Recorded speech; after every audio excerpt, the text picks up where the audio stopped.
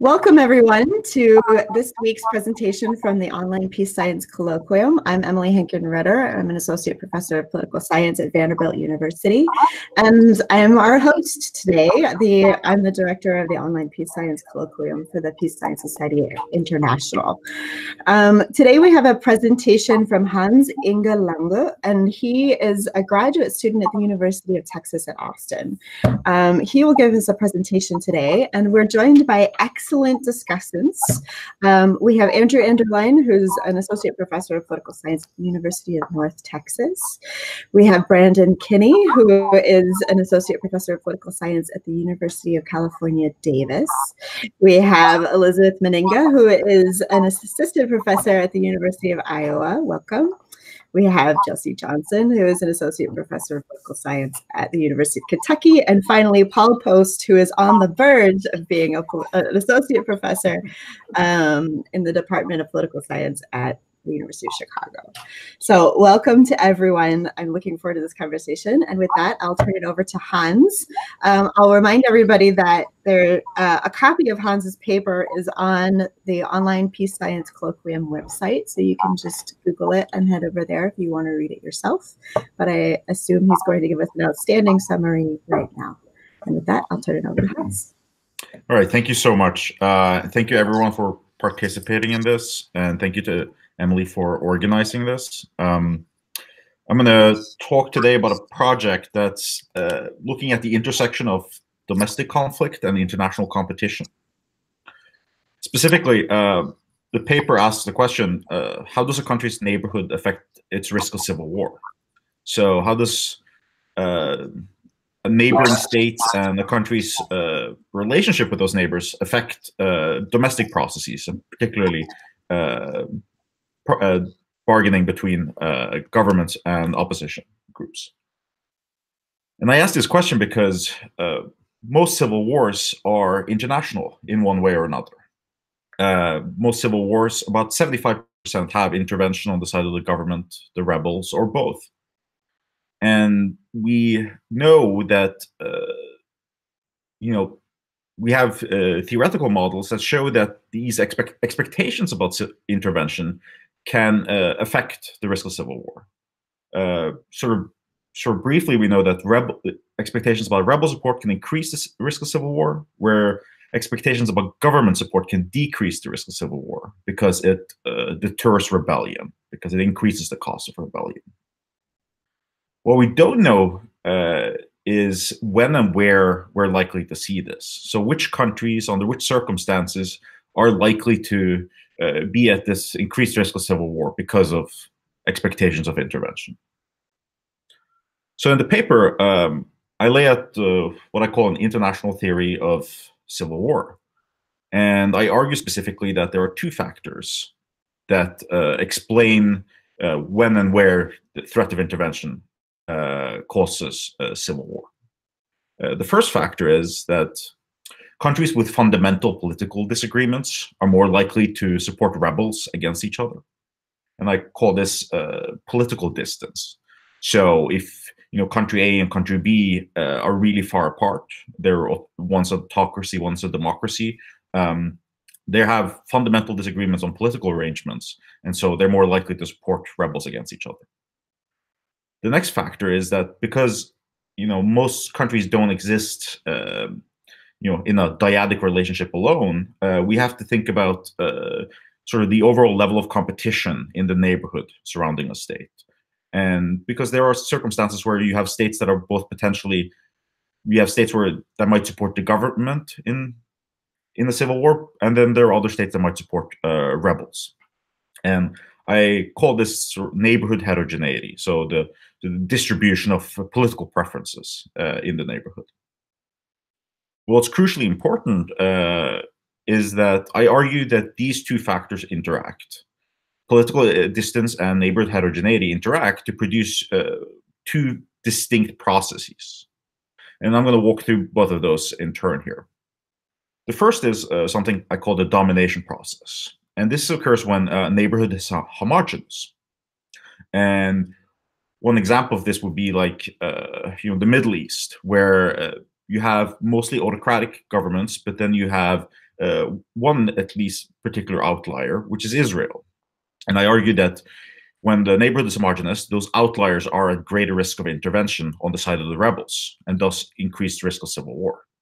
And to sort of show you how that works, here you have a unidimensional axis distribution of political preferences. And you have B and C, which are sort of the neighboring states. They're pretty close together. They see eye to eye on sort of ideological matters. And on the top line, you have A being very close to the mean of B and C's preferences.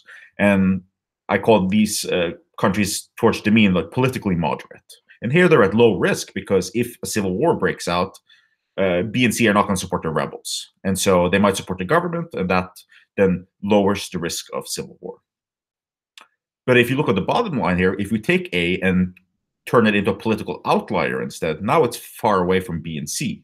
And I argue in those circumstances, A is at a high risk of civil war because now B and C might want to complete sort of the homogenization of the neighborhood. They want to bring A over to their side. However, what happens if a neighborhood is heterogeneous instead? Well, then we get something I call the competition process. And sort of a big example of this would be the Cold War, where you had the US and the Soviet Union invading on opposing sides throughout the global South. You also have more local examples like Afghanistan and India supporting rebels against Pakistan in sort of the late 60s, early 70s. When Pakistan was sort of transitioning, whereas Afghanistan was autocratic and Pakistan was democratic. And what I argue specifically is that when the neighborhood is heterogeneous, you have these opposing factions, then the countries in the middle are at the greatest risk of intervention.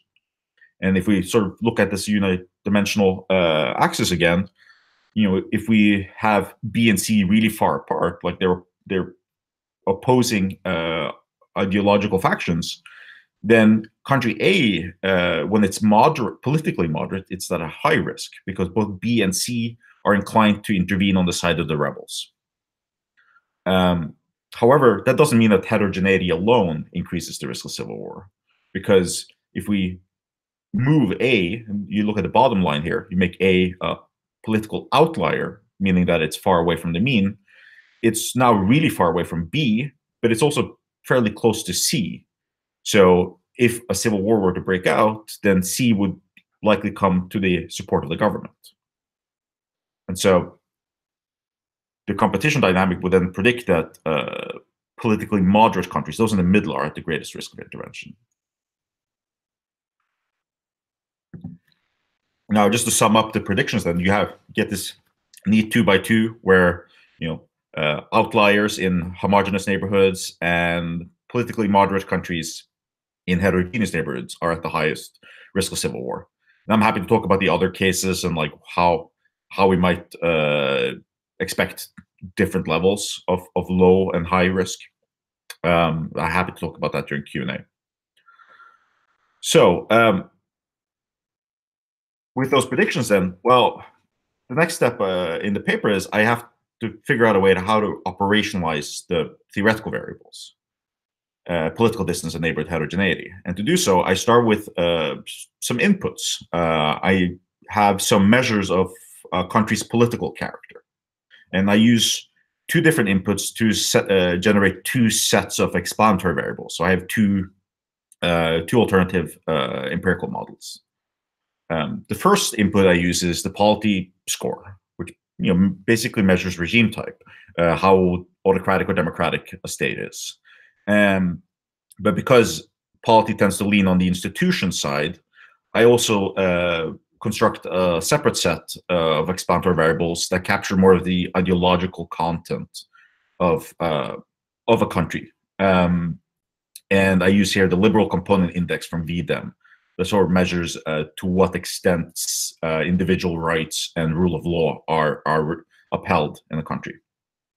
And with those inputs, I then operationalize distance and competition in the following way. The political distance is the absolute distance between a country score and the spatially weighted average of other states. And so that means, the closer a state is to the state in question, then the more weight it's given. and contiguous neighbors are given especially high weight.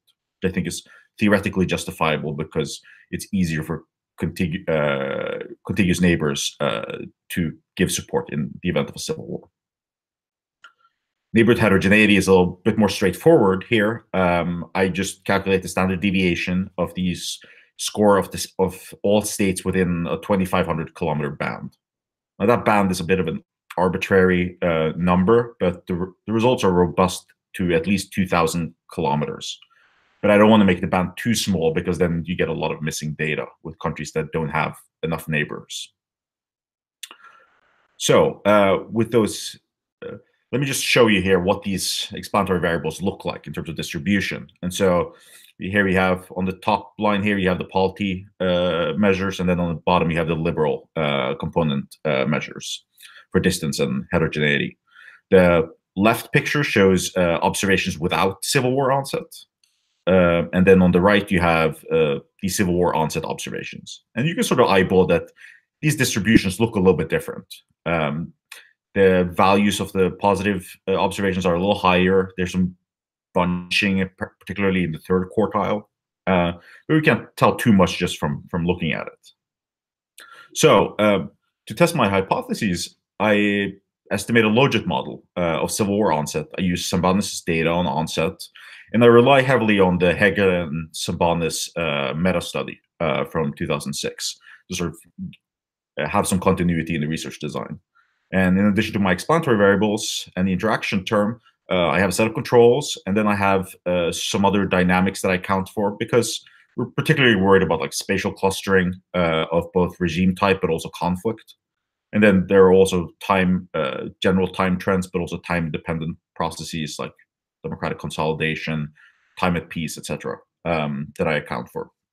And I also have like regional dummies to make sure that we're not just capturing some region-specific dynamics.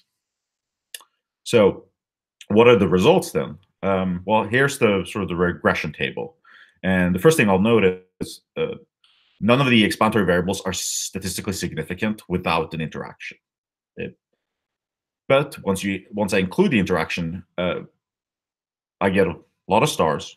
But what's interesting here is that both political distance and neighborhood heterogeneity are positively associated with Civil War onset. But because the interaction term is negative, and these are exponentiated coefficients, that suggests that the distance and heterogeneity only increases the risk of civil war, or associated with the risk of civil war, when the other one is at the minimum or minimum value or near it. And so that then suggests that there is some conditional relationship going on here. But because we can't really interpret the coefficients of a logit interaction model this easily, I do some other diagnostics. The first here is I plot the marginal effects of political distance and heterogeneity, and these are both from the Polity 2 model. On the left-hand side here, this would be sort of evidence of the domination process. And if you squint really hard, you can tell that political distance is positively associated with the risk of civil war when heterogeneity is very low, meaning political outliers in homogeneous neighborhoods look to be at an increased risk of civil war. But the confidence intervals are fairly wide here, particularly because we don't have a lot of observations on the sort of on the higher values, and so it's unclear whether or not this is we've identified the relationship here. But on the right-hand side, there's a clear relationship, and this would be evidence of the competition process. And you could see here that when a country is politically moderate, so that distance is very low, increased heterogeneity increases the risk of civil war. And you can tell that the line is pretty clear. As distance increases, heterogeneity eventually has a negative relationship with the risk of civil war. About 2 minutes, Hans. Okay, thank you. Mm-hmm. So I go one step further. and to sort of look at the magnitude of the relationship. And so I do some predictive probabilities. And one thing I'll note first off is that usually when we do predictive probabilities, we hold all the other variables at the mean and then move one variable. But because my theory predicts the highly conditional relationships here, what I do is I keep one explanatory variable at the minimum while moving the other one. All the control variables are kept at their mean. And so on the top side here, I keep heterogeneity at the minimum, so it's a homogeneous neighborhood, and then I increase the political distance. And you can tell here that there's a pretty substantial increase in the risk of civil war, going from no political distance to an average political distance. And the relationship is even stronger when we look at the competition process, where on the bottom half, I keep political distance at the minimum, so politically moderate country. And then as I increase heterogeneity, the risk of civil war increases 14-fold, going from a homogeneous neighborhood to an average heterogeneous neighborhood. So what do we learn from these results? Well, I find that politically moderate countries and heterogeneous neighborhoods, they're at the highest risk, and that's where I identified the strongest relationship. There's also some evidence that outliers in homogeneous neighborhoods are at increased risk, but the relationship is seems to be a little weaker there. So looking more broadly, a couple of other things that I think these results highlight is that first is it highlights the need for nested models of conflict, because if expectations about intervention are driving or are affecting the risk of civil war, then we have to take into account these external factors. The second part, also thinking more broadly, is that it shows that domestic shocks like coups and revolutions might have ripple effects throughout neighborhoods because they increase international competition. And one example of this would be sort of the Russian Revolution, where after the revolution, Russia started supporting transnational communist movements, which then resulted in a wave of revolutions in Europe in the interwar period. So with that, I'll wrap up, and I look forward to your comments. Thank you, Hans. And with that, let's open up for questions. So whoever would like to go first. Elizabeth. I'll volunteer. And then I've got Paul. Get us started.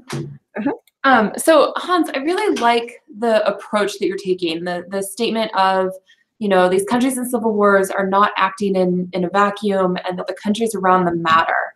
And I think we know this, but we don't do a great job as a literature of capturing it. And so I really love that you're moving us in that direction. And so I think both the question you're asking is really important, and the way you're approaching it is really important. I think the big nagging question to me, as I was both reading the paper and listening to your presentation, is that you don't do much. You control for things like terrain, right, which we know are associated with increased conflict. But this whole thing is premised on the idea that both the rebels and the government could be getting aid, and that has different effects, which to me presupposes that there's a viable opposition in the country to begin with. And you use all countries, if I understand correctly. Yeah. And so, for example, I don't know who that is in Canada right now. I'm not really sure Canada's at risk of civil war, in part because I'm not sure there's a viable rebel group that the neighbors could choose to support anyway. And I think this might be part of your kind of funky effect with neighborhoods that are really high in polity being kind of flat there in your predictive probability, your marginal effect plots. But just generally, I think in your theory, does it matter kind of how strong or viable an opposition group is in the country? And then how do you think about that or incorporate that into your empirics is the concise point, since we have a lot of people. Mm-hmm. That's a really good question. I hadn't really thought about that. I mean, that might have some implications for how I think about the sample and whether or not to exclude some countries.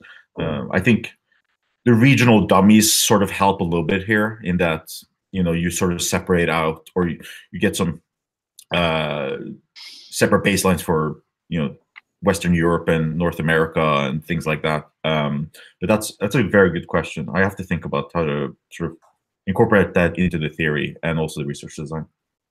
Huh. Oh, hang on, you're muted. Good. Okay. Now I'm not muted. There we go. Good. So I want to echo, first of all, what Elizabeth said about really trying to move this forward, unpacking these mechanisms. And I really like what you're doing here.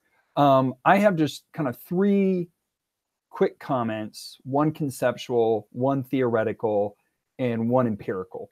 And they all kind of feed into each other a little bit. Conceptually, and by conceptual, I really mean kind of like framing it and so forth. First of all, I'm surprised that you don't rely a little bit more on Wagner, because you cite Wagner, but he in his 2007 book or so forth, it goes into, talks a lot about the systemic factors that drive civil wars and about the ability of outside powers. Can they commit? Can they not commit? Can they make it credible that they're not going to intervene? And if they can make it credible they're not going to intervene, there may not be a civil war. But if they can't make that credible, then there will be a civil war. And that obviously that's dealing a lot with these factors. And you do cite him very quickly, but I think he's someone that you should leverage a lot more in this regard. And just as a personal plug, that was a work that I drew on a lot when I was writing my paper on the prospects of intervention into the American Civil War, and about the anticipation, exactly that mechanism, the anticipation that the British might be more ideologically aligned with and economically aligned with the South, and that drove concerns by the North that they may actually intervene. So that's on the conceptual side. On the theoretical side, the concept of neighborhood seems to do a lot for you. I mean, that seems to be the big thing you're going for. I actually thought you did a little bit more in the presentation, maybe than the paper, but that's a concept I think you really need to unpack more of. What do you mean by a neighborhood? I mean, even the example you gave during the presentation was during the Cold War, US Soviet. Does that mean the neighborhood's the whole globe? So you really need to just conceptualize and theorize what exactly is a neighborhood. Is it, because it could be just contiguous states, or it could be great power competition makes the whole globe. You need to clarify that. That in turn is going to lead into the empirical comment, which is, well, then given that, how do we operationalize neighborhood, right? And you have this cutoff that you use of 2,500 kilometers. That seems reasonable. But again, I don't really know how to think about that if I don't know how to think about conceptually what is a neighborhood. And then that also, of course, feeds into whether you should include major powers in the neighborhood or not, which is something you address and you're sensitive to. But again, until we have that clarified, I don't know fully how to handle what you're doing empirically there. Yeah, I'll just go through these pretty quickly, if that's okay. First of all, yeah, I mean, I love Harrison's book, and I would be happy to use it more. I have parts of my dissertation where I sort of go into it a little bit more in depth. Yeah, no, I also need to reread your paper, because it's very good. As for the theory, yeah, I do need to unpack a little bit more the neighborhood definition and how to define it, because that has implications for the sampling, which is really what it is. Yeah. With the construction of the heterogeneity measure. It's an operationalization of the sampling of relevant potential interveners. So I talk about the major power thing in the paper, but yeah, I need to think a little bit more about maybe a more sophisticated way of generating that sample. Jesse, and then I've got Brandon.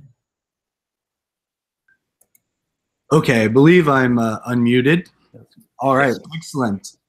So I'll push you in a different direction on the theory as well.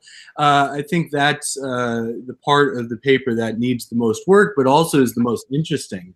I think the biggest strength of the paper is that you've found some concepts and then turned them into variables that I think are really important to Civil War dynamics. But I think you still need to figure out how they're important for civil war dynamics a little more. And where I would push you is that I think you need more of a theory of intervention to start with, right? Instead of focusing on Civil War onset, I think first maybe the empirics need to demonstrate that these things are related to Civil War intervention. I think that's something you could do empirically, but even theoretically, I think you need to think more about why states would intervene. And here's some of the questions I have. So you talk a lot about regime type and ideology, but I still think it's a little vague. It's not obvious that states want to intervene because of somebody's institutions, right? That when I think about states caring about who's in charge is more about, you know, what that state's doing for them, right? Are they going to trade this lucrative good to them? Are they going to not aid their rebels, right? Things that are a little separate from whether you're democracy or non-democracy. I think your second measure gets at this a little bit more, but I don't dismiss the issue view of intervention as much as you do in the paper. The other thing that I think is missing is that it's not always obvious that the rebel group is better for these states, right? I think this kind of goes back to Elizabeth's point about is there a rebel group? Well, I think she hit the nail on the head on that one. But even if there is a rebel group, are they better than the government for these states, right? So I think that political distance needs to be thought about a little bit more in that context. And then the last thing is just back to just like, even if we can nail down the motivation for why they're intervening, whether it be ideology issue or something like that, and that there's a rebel group that they would want to be in power, I think they still need to think more about the predictions that you come out of this with, because there's still some assumptions there that need to be clear, right? Like, so why do states want to homogenize? What's the benefit of homogenizing a region, right? Like, that hypothesis is all based on the premise that homogenization is desirable. That wasn't very, very clear. And then the competition hypothesis, I think, has a real tension in it, and the reason is that you assume that they'll want to intervene for a moderate against a moderate state, but not necessarily one that's more aligned with one of the other states. And it's not clear why that's the case there. Is that because you suggest that the moderate the aligned state will experience a counter intervention, but it's not obvious that a moderate intervention wouldn't experience counter intervention as well, right? So this all goes back to my initial point that the theory of intervention needs to be at the forefront of all of this before we can even talk about Civil War onset. I think that should take a featured role in the paper. Yeah. Thank you for this. I think you're right. I need a clear theory of intervention, and that's going to help explain more why I think homogenization is a driver, or the need to marginalize.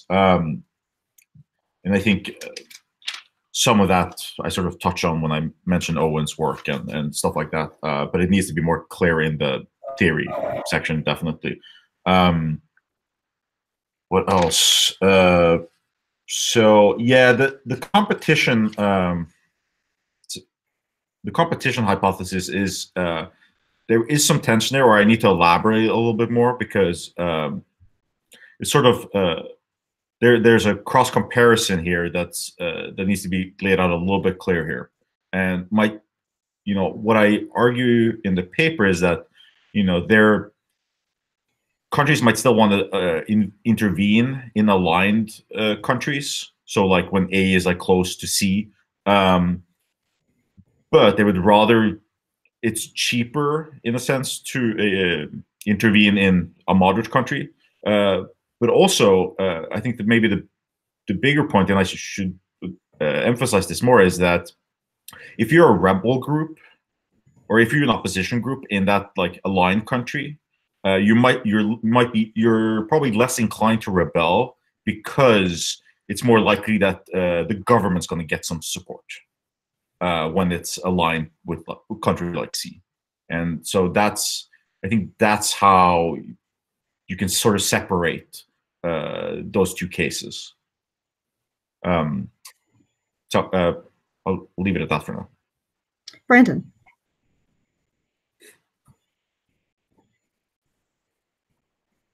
Good. Am I good? Yep. Okay. So first of all, I wanted to echo everybody else's comments about this being an interesting project.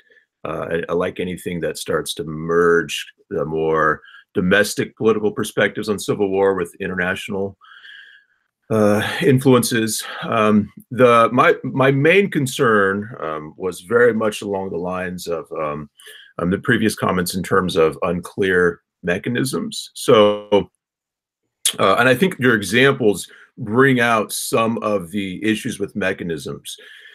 Clearly, when it comes to Israel and its neighbors, it's not just about the fact that Israel has a different regime type than its neighbors, right? There are incentives to intervene going on there that are much more complex than just polity differences. And so I think unpacking what those mechanisms or motivations for intervention might be is essential to this project. So that you already know. We've already kind of talked about that a little bit. But I also think that starts to, or it needs to carry over into your analysis. Because right now, what your analysis gives us is essentially a very aggregated correlation between what you propose as potential for intervention and then civil war. But there's a huge gap there, right? We don't even see whether intervention actually occurs in any of these cases. So a couple of suggestions along those lines. One is you might think about redoing your weight matrix in terms of things that influence the capacity for intervention or the opportunity for intervention or the motivation for intervention. It's not just about geography, right? This is something that comes out of spatial regression logic in general, is that it's a lot more than just geography. So Andrew Kidd, in his book on trust from 2005, 2006, has this interesting metric he develops to basically identify which countries are most kind of relevant for a particular government in terms of not just distance, but their power and capabilities and other factors that might make a foreign government relevant for your government. Zev Maus has this idea of like a strategic reference group, which is kind of along the same lines, who matters most for us. So you could think of that maybe as a way of respecifying a W matrix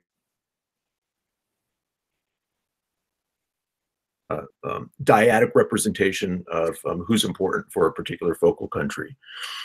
And I would also imagine you could use that to probe this idea of intervention a little bit. So on the one hand, you could just give us a model that says, okay, now that I've got these different independent variables, let's look at for the DV, let's look at intervention, and let's actually see if there's a correlation between these right-hand side variables, intervention. That's kind of a mid-range step you can take to show that you might have some traction on your empirical analysis.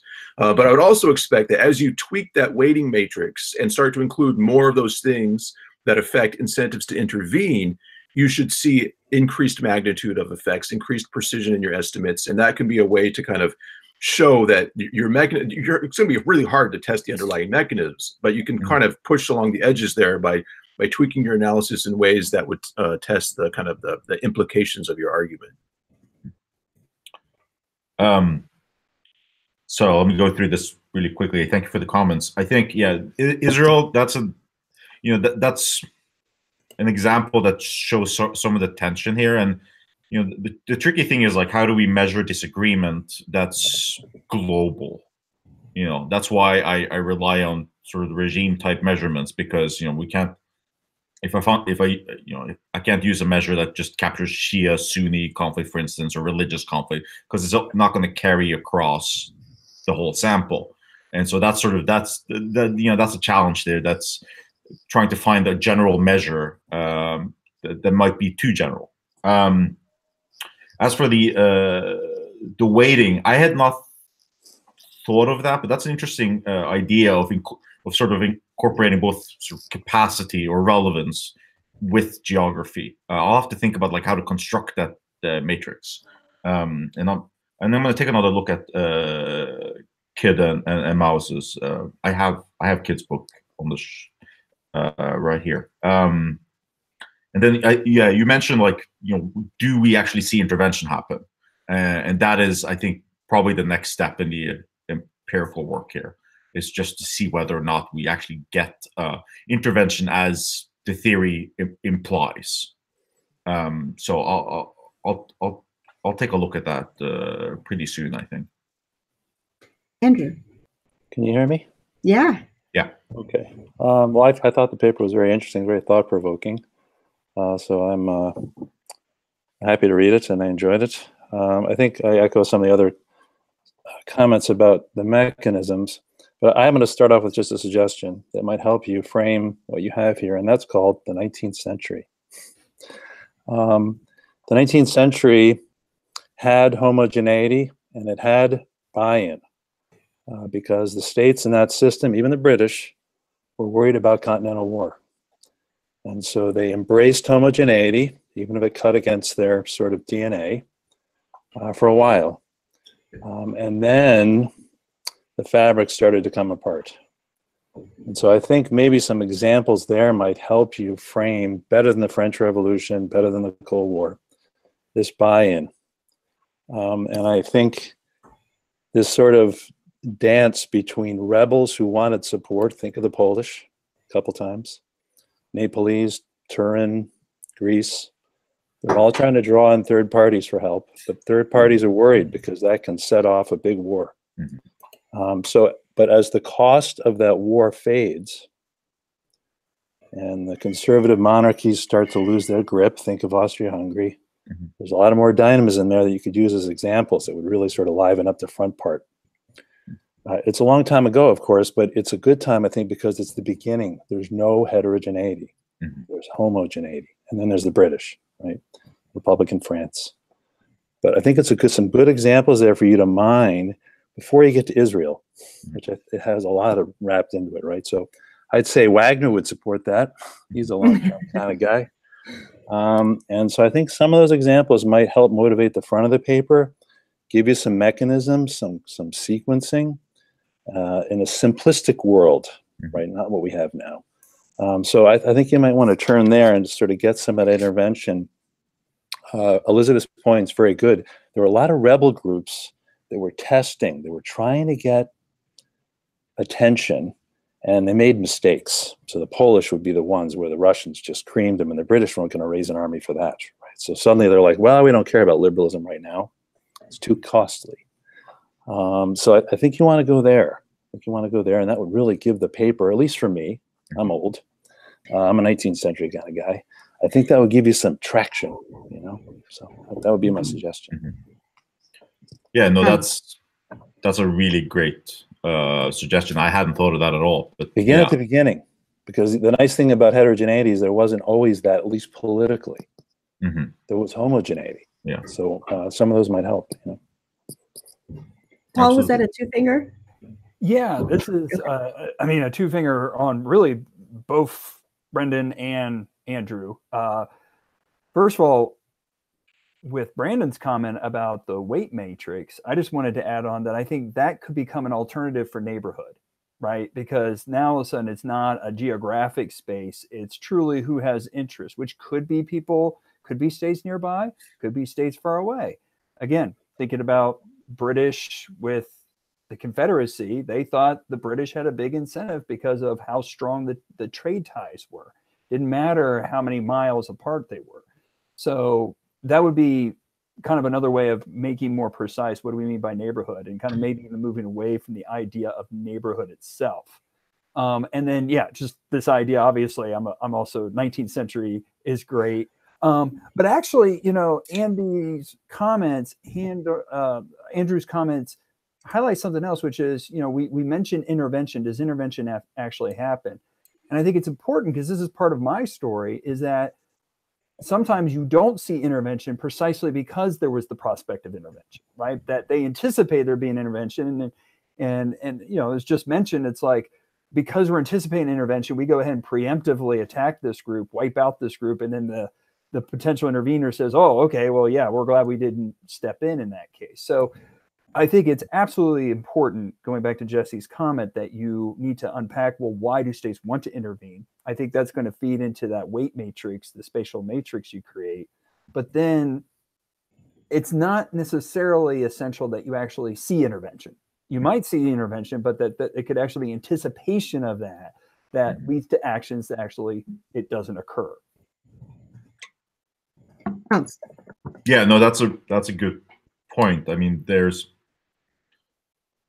implicit in the theory is that, we might not get war then because they anticipate this. And so I need to game out,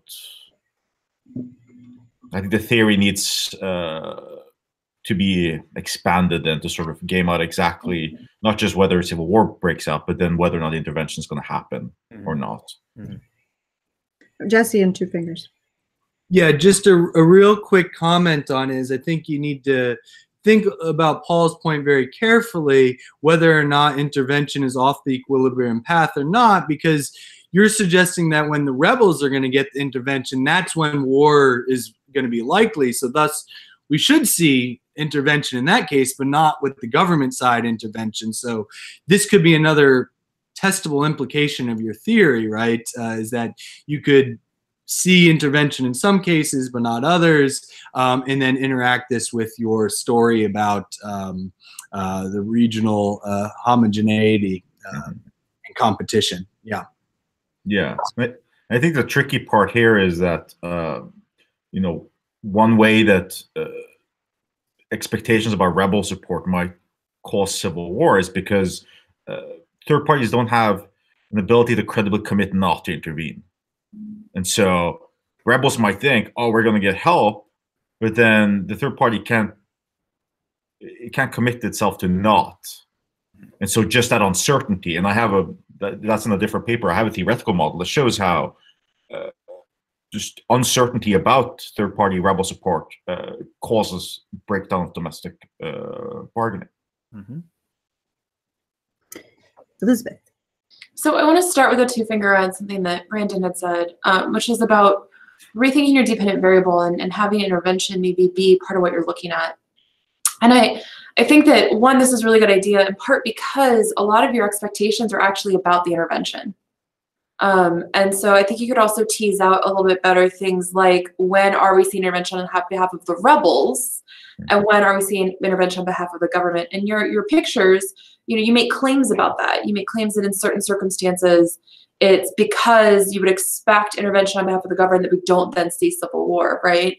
And so teasing out, maybe there's even like a pre-model to this of, and maybe these are separate papers, but still a pre-model where you look at where the ties exactly are, and how that affects the domestic politics, whether or not rebel groups form, right? Whether or not they turn violent, even before the Civil War threshold. Because if they're being deterred by the knowledge that the government is going to protect them, then that should be, the government's going to get aid to protect the government. That should then maybe deter rebel groups from being willing to take on violence in the first place. So I think you hint at these implications in your stories, you tell it already, and then you skip over to Civil War. So I think that thinking about maybe some of the other implications of this and which of them you could test, I think would be a really good way of getting a handle on some of your mechanisms. But the other thing is kind of a two-finger on everyone, or it's kind of bringing together. One thing that I'm noticing we're picking up on is we're kind of asking you to elaborate more on the other actors in the story, right? So my first gut was the rebels that are missing completely, really, from your discussion, who they are, what they want. And then, Jesse's comment about intervention, Brandon's comments about, and Paul's comments about rethinking about the neighborhood, like all of that is coming back to who is B and C. And that was something too that, and I really like this idea of modifying the spatial weight matrix to be about something like power or something else, and then rethinking neighborhood the way that Paul recommended, because I think part of what we're picking up on, but maybe we're just not saying explicitly, is you don't model B or C at all. But they clearly matter, right? But they're unstrategic, fixed actors that are, kind of assumed to be of roughly equal power, importance, and credibility. And often that's not the case. And so another comment that I made, reading the paper was, what about power asymmetry between B and C, right? Russia and the US, yes. Russia and Botswana, no. And so you can kind of treat all these actors as equal, although I guess they want to be in the same neighborhood, but take the example. And what about credibility asymmetries too, right? So there are actors that are very interventionist, they send troops all over the world all the time, and then there are actors who just don't. And so they might be unhappy, but they're not really active in sending troops to other places or, you know, providing a lot of support. And those are things you could just think kind of historically at what those individuals are doing, and let that maybe be a way you could create this weight matrix, right? Like a weight based upon how interventionist are they relative to high intervention, low intervention countries, and letting them kind of play into this way of thinking about B and C as being more strategic. Or maybe not strategic, but at least more two-dimensional instead of just, you know, people that exist around A, if that makes sense. Yeah, I think that makes sense, and I think this goes back to some of the other comments, and I think I think there are two components here. I mean, I model the willingness to intervene, but what I hear from you and from others is, you know, there's also the capacity issue as well. And so that needs to then go in the theory of intervention part of it, and which then has implications for the research design and the sampling here. And so I need to think about how to do that. And I'll have to start with the theory first and figure out. And as with every model, right, you probably can't do every single one of these dimensions in one story, right? That would create 85 interaction terms. So part of it, I think, maybe is us pushing you to think a little bit about these different maybe components that are missing from your story, you deciding which ones you think are most salient, and then just kind of acknowledging that the others are there and why it's okay to kind of ignore them temporarily. And, you know, why you're going to leave them to future work, right? Because I think from this framework of thinking about the neighborhood, you could have, you know, 20 books. So part of it, I think, is thinking more about these two-dimensional pictures, giving us a little bit more context to these two-dimensional pictures, and then highlighting what you want to focus on and justifying that focus instead of trying to actually do everything that we're recommending in one paper. That's a really good point. Oh, and then Jesse is a one thing.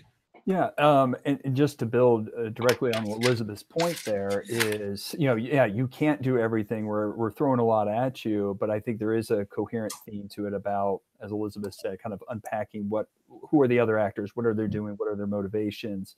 But bringing it empirically, I think something that could be powerful is, so I'm not always a fan of politically relevant dyads, but in a way, that's maybe a stepping stone to a more sophisticated way of thinking about neighborhood, which is, you know, part of the reason why that concept was ever brought into the fold was exactly the points Elizabeth laid out, which is it's not just willingness, but also ability to do something, right? So it's like, well, who can actually attack you? Who can actually intervene? Well, it would be people who are on your border, and it would be major powers who have power projection.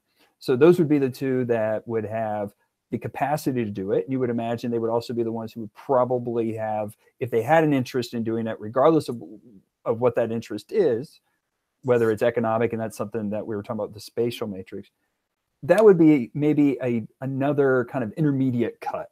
Is just, I'm going to think about the politically relevant space of these actors, you know, their neighbors, their direct contiguous neighbors, and then major powers. And see how that starts to carry your results. Does it make dramatic difference? One suspicion I have is the results from that aren't going to be too different from going the full spatial matrix, because I imagine the spatial matrix is going to show those exact same states are the ones that matter. So it's just kind of maybe an intermediate step that came in, bringing it back to the neighborhood idea.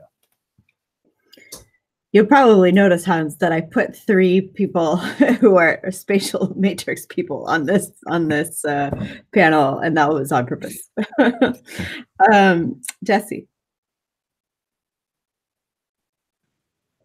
I think I might have given the wrong signal. I did not have a one. Okay. Okay, then I have an open queue. Who's up? Brandon. Okay. This actually is probably more of a two-finger. I just wanted to follow up on this whole intervention thing, because I think it has the potential to get pretty thorny for you. So one thing I was thinking about is exactly Paul's suggestion, which is, okay, so first we would think that these variables, if you're arguing that they matter because they give the rebels an expectation of intervention, then we should see that there's a correlation between these variables and intervention. On the other hand, that might not necessarily be the case if it's just that the rebels increase their expectation of intervention, but there's actually not intervention for whatever other reasons, right? And this is the whole idea of the uncertainty about intervention. On the other hand, what you're doing now is, so if there's could be uncertainty about intervention, and that might muck up this whole idea of looking at intervention as a dependent variable.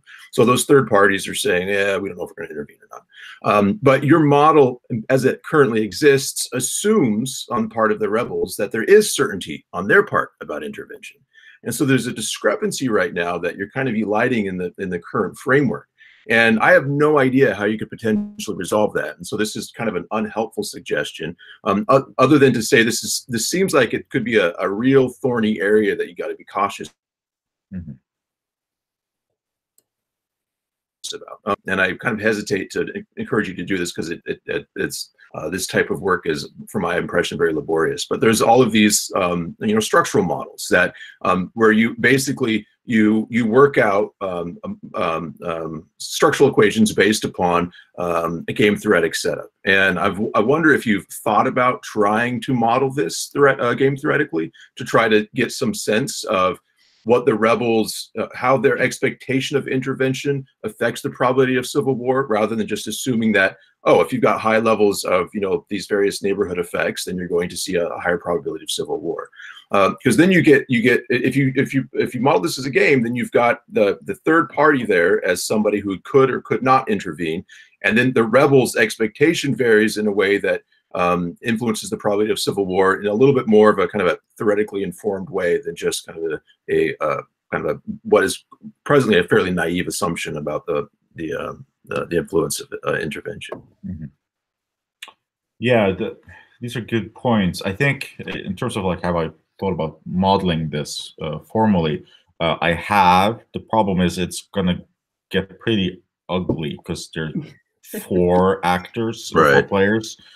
And I have a paper with 3 players, and that's more than enough. So I'm not, I'm hesitant about that, and that's why I sort of in the paper I'm agnostic about the actual mechanism for domestic bargaining breakdown, because you can imagine there might be private information, there might be commitment problems that are introduced because of third party, and so.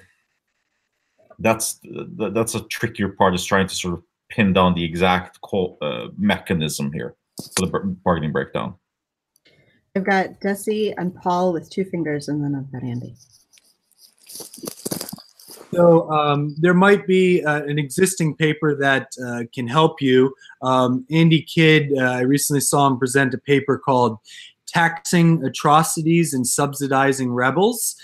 So maybe you can contact him, but basically he works out in that paper implications for providing aid to rebels, what that does to his focus is largely on the parameter of atrocities committed by governments and rebel groups, but also it has implications for Onset. So I think that can get at some of these things that we're talking about here now with how intervention is going to shape domestic bargaining. And my second point on that is I'm not a big fan of your framing because of this issue. So one of the things that you frame around is that everybody talks about in this literature how intervention shapes domestic bargaining, but you get to civil conflict onset, and that's one of your divergences from the literature as you frame it. And I think this discussion is pointing out is that no, really, that you're very much in line with that research, but you're just focusing on the emergence of domestic bargaining and then making the assumption that that can result in civil conflict onset in some cases, and you kind of just wave your hands about when and where that's going to happen. So I think I'd be careful about that framing of the paper. I'm talking about the beginning of the second paragraph in the introduction. And then I would also reach out to Andy Kidd about his model. Yeah. Paul. And I just, on the line about this strategic environment and about the rebels themselves, I think it is important to keep in mind they are playing a role. And so I just wanted to suggest, along the lines of Jesse, some further readings. So a paper that was published in International Security a few years ago by Reiko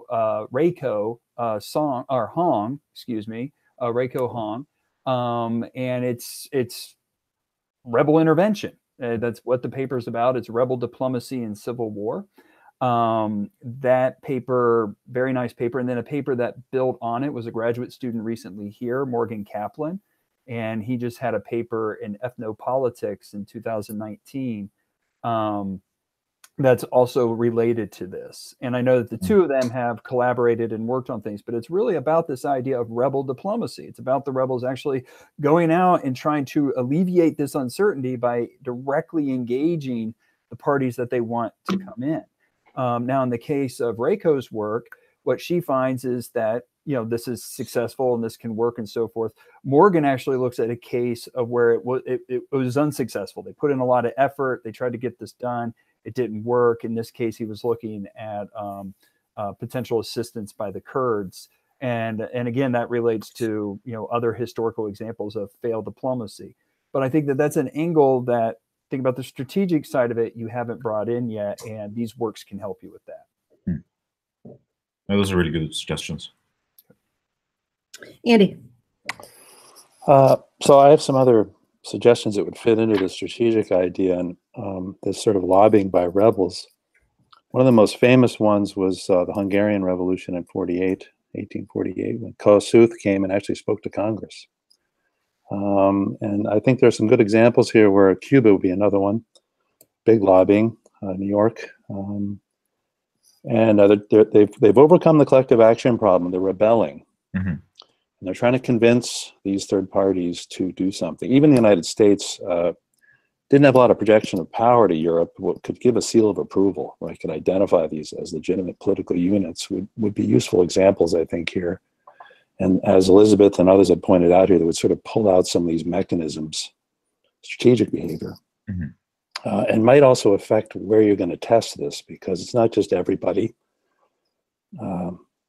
I guess the Quebecois would be chagrined by that statement, but in Canada there might be somebody or something. But it might give you a better sample onto where these mechanisms are, and I think some of those older cases might be a little simpler, but be vibrant in demonstrating those mechanisms.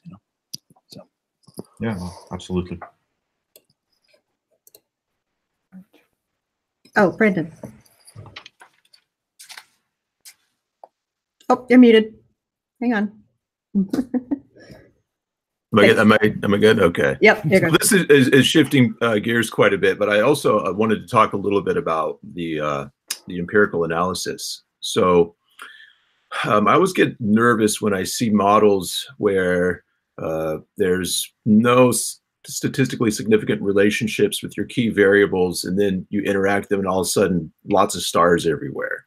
To me, that suggests that you might be kind of wringing a lot of significance out of low information. And so, and I think this also is reinforced, this concern is reinforced by your marginal effects plots, where if I'm reading these correctly, you're getting like a 4/1000th change in probability of civil war.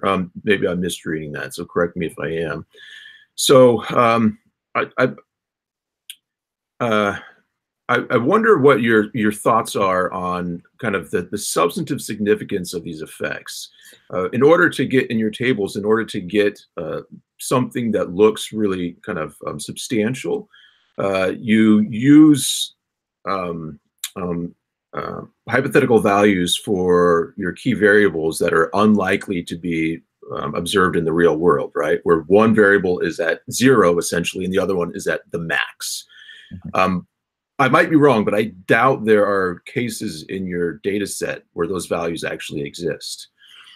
So what's your sense of kind of how these effects match up to known substantial influences on civil war? Things about economic development and GDP per capita and so on and so forth. When you some of those more well-known influences, how do these stack up? I think I caught the last part. You broke up a little bit towards the end there, but I think I caught what you said. Yeah, so in terms of the not significant and the non-interaction, I mean, that was a worry, but I think given that the theory predicts a very highly conditional relationship or highly conditional relationship, so that wasn't that surprising to me, maybe. And that's why I've been trying to throw as much at it as possible to see whether or not this correlation sticks. And so I'm not as worried about the non-interaction not being significant. But I'm still trying to prod and see if this is what breaks this. In terms of the sort of the substantive effect here, just one thing that I want to note is that, when I do the predictive probabilities and I look at the sort of when I move down from the minimum value to the mean to the max, I don't spend a lot of time on the maximum value predictions because there's a huge risk of extrapolation there. And I note this in the paper because we have very few observations in those max values. But I think particularly for the competition process and the relationship with heterogeneity and Civil War onset, just there's a pretty substantial increase just going from the minimum to the mean, and there's a lot of observations there. I don't remember off the top of my head how many there are, but that's to me is a fairly realistic value. That's going to capture a lot of countries and a lot of observations. In terms of sort of the comparative effect, I don't know. That's a really good question, actually. I want to go and look at that and see whether or not, like, how this ranks compared to, like you said, GDP per capita and population, all that stuff. One reason I bring it up is, I do more work in like international conflict than domestic and Civil War type stuff, and this is something that comes up very frequently: is the kind of the absolute probability of a dyadic conflict or a mid is already extremely low, right? Mm-hmm. And so if you estimate a model and you get a statistically significant effect for some variable that you're interested in, minuscule, right? And people have differing philosophies on this. They'll say, well, you should look at how that variable affects the relative probability of war, right? So if your probability of war goes from 0.001 to 0.002, it just doubled, right? 100% increase. Where others say 0.002 isn't significant regardless of how you look at it, right? And so you might have these same kinds of issues here where when I look at your marginal effects and you look at that y-axis, right? It's like you see so many zeros in there to the right of the decimal point, and it makes you a little kind of concerned about how important is this really relative to things that we maybe have more kind of information about in the literature as being established influences on Civil War. It might just be as simple as kind of comparing, right? Looking at the key variables that always get thrown in there as controls and seeing how these ones stack up to those. Yeah, let me just answer that really quickly. And I think my hunch is, if I reduce the sample, if I go away from like a global sample to more like countries that are potentially at risk, we might see a more substantial effect here. Because right now, you got Netherlands in the sample. So if I take those out, then I might get a clear relationship in a larger effect. Paul and Elizabeth? Yeah, that was a good point too, because that also ties to your response was a good point about not only is there a politically relevant environment for the states, but there's also certain states that are actually relevant for this analysis. There's some states that like it doesn't matter. They're not going to be experiencing civil war. So that might point to another way to kind of limit your sample. But yeah, I just want to emphasize, I just want to second this point about interpreting the effects. Now, obviously, if you go the route that we're suggesting, where you're changing what is neighborhood and we're changing these things, those plots are going to be different. But I still share Brendan's concern about kind of going from two insignificant variables to a significant variable. When you include the interaction, suggests you might be chasing noise. And looking at the actual confidence intervals suggests that there's a there, but how stable is that there? But again, some of this, I would take these more as comments to keep in mind when you go and create these new variables that we've been suggesting to you, because I'm not sure your final version of the paper is going to actually have is necessarily going to use the variables that you've coded here. Elizabeth. Paul mainly said what I was going to say, and I think this is part of what motivated my question about, do you really need Canada? Sorry, Canada, but the Netherlands, right? Whatever.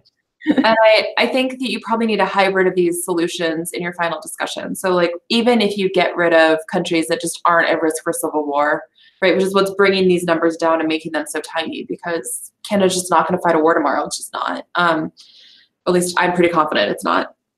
That is bringing your predicted probabilities down. But also, I do think I really like the recommendation Brandon had of like comparing to other factors, because the reality of all of us, right, we get small effects because these things are in fact rare, but they're worth understanding. And so I think I would encourage you to take a hybrid approach of this advice on thinking about how to present your results, and both thinking about what your appropriate size is, so that you can talk, carefully about what the effects are and meaningfully about what the effects are, but then also comparative terms, I think, is a really good idea. Thank you. Andy. Well, this is a good discussion here. I'm enjoying this. One way to trim the sample is to focus on those cases that have rebellion, but not civil war just yet. And that's the time when third parties know they have, particularly in the rebel side, a group that can take the risk and survive, even briefly, and then they choose. And I think you could even do that in the UCDP, where you get these rebel groups, but the magnitude of violence they're generating is a little low. And then the choice is made. So it could actually be, I don't know, if maybe, you got to do your dissertation and get that out, but maybe there's a two-stage thing here where, because I think historically this is what's happened. They're not the third party's not creating those rebel groups. They're popping up for these local reasons that Brandon mentioned in the standard model, repression and so forth, and a GDP. And then there's the opportunity. And so you might go that route in the future, a lot of history about that. So that's just a suggestion. Yeah, that's a good suggestion. There's a brand new paper on this from IO, I think.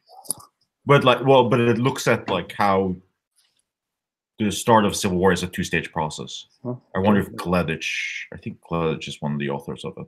Well, maybe you could build on that. Yeah, that's an interesting thought. I like that idea a lot.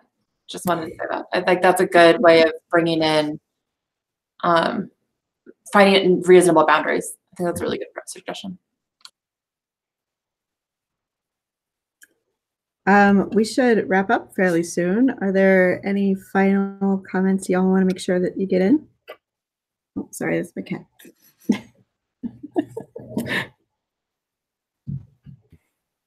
All right. Does the cat want to make a comment? Yeah, she's like, one paw, please. Yeah. I think we gave Hans a lot to think about. Yes. Yeah, I've got one more from Andy, and then we'll wrap up. Yeah, I'd say this is a very interesting paper. I mean, as an IR person, I'm always kind of disappointed at the IR that's in Civil War. It's usually sort of crude, and I give Gleditsch a lot of crap for this every time I see it, because it's a lot of sort of neighboring kind of stuff. And if you take Paul's paper on the American Revolution, that was global. A Declaration of Independence knew no boundaries. And the Spanish, they thought it was an existential ideological threat. And they knew what had just happened. So I think I'd like to see that kind of IR and Civil War stuff, and I think your paper's getting at some of that. So this is a good path. It's complex though now.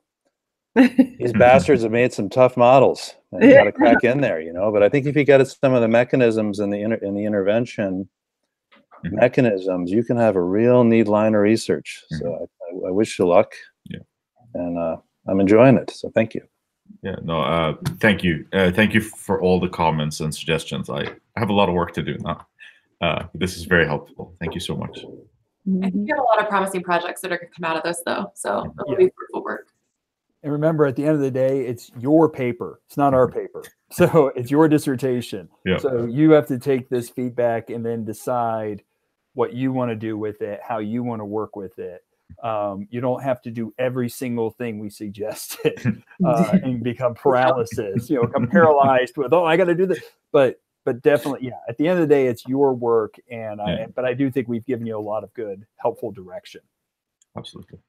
And that's a perfect way to wrap this up. So thank you so much, Hans, for sharing your work with us.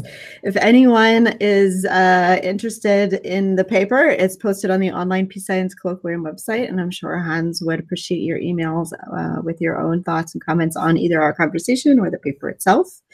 I'd like to thank very much our discussants today for taking the time to read the paper and join us today. And I thought this conversation was super fruitful. So thank you to Andrew Enterline and Brandon Kinne and Elizabeth Menninga and Jesse Johnson and Paul Poast. Thank you so much, everyone, for this massive, awesome party of great brains. So thanks, everyone, for tuning in. And we'll be back again in 2 weeks with another online Peace Science Colloquium. So thanks very much.